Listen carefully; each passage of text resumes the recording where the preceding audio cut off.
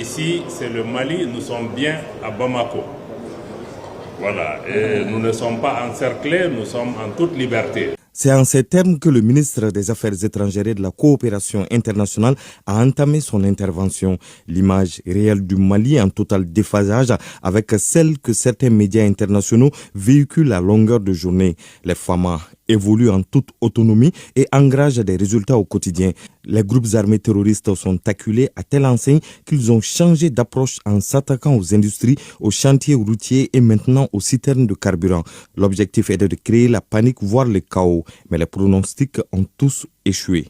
Le scénario qu'on vous a décrit et qui a été concocté, nous le savons, dans des officines, des services de renseignement étrangers, mais aussi sur les tableaux, sur les plateaux de télévision, n'est pas le Mali, n'est pas le Bamako que vous avez en face de vous. Donc il est important que ceux qui sont derrière ces terroristes et ceux qui se présentent comme aujourd'hui des relais du message des groupes terroristes puissent comprendre que toute cette désinformation ne portera pas, parce que en réalité, ceux qui décrivent, ils doivent sortir de leurs rêves pour venir à la réalité elle est différente. Le Mali est là.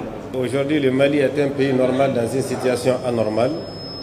Ça arrive à tous les peuples et nous y faisons face avec beaucoup de détermination et d'abnégation. Mais malheureusement, nos efforts ne sont pas connus et souvent même volontairement altérés.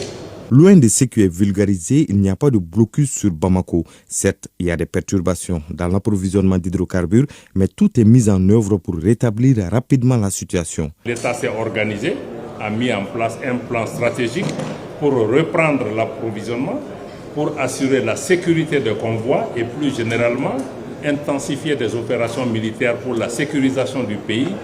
Et progressivement, vous voyez que des centaines de camions arrivent par jour pour reprendre l'approvisionnement de Bamako et d'autres localités, et nous allons maintenir ces efforts. Le ministre Diop n'a pas manqué de saluer la résilience et le sacrifice des Maliens, particulièrement celui des FAMA et des chauffeurs dans l'approvisionnement correct du pays. Aux organisations internationales et États, le message reste le même. Aucune action concernant le Mali ne se fera sans le Mali. La réaction terrible de l'Union africaine est très en deçà de nos attentes. Est très en deçà de ce qui est nécessaire pour pouvoir vraiment, comme vous le disiez le ministre Diop tout à l'heure, aider à la résolution de ce problème. Nous attendons de l'Union africaine qu'elle vienne d'abord au Mali, qu'elle comprenne les problèmes du Mali avec les Maliens et qu'elle trouve des solutions avec les Maliens qu'elle va appliquer avec l'accord des Maliens. Dans ce contexte de désinformation, la tenue du BAMEX est la meilleure réponse aux fausses informations partagées. Le BAMEX participe de la volonté des autorités de moderniser notre outil de défense et de sécurité, mais pas que. Parce que le Mali a décidé de renforcer ses capacités de défense et de sécurité dans une vision d'autonomie. Parce que le Mali a eu des partenaires dans le passé sur le plan de la défense et de la sécurité, mais c'était des partenariats qui étaient fondés sur des concepts de dépendance. C'était des partenariats qui ne nous ont jamais permis d'avoir les capacités pour nous défendre. Avec la Turquie, le recours à des technologies turques de défense nous permettent d'envisager pour le Mali la création d'une industrie de défense.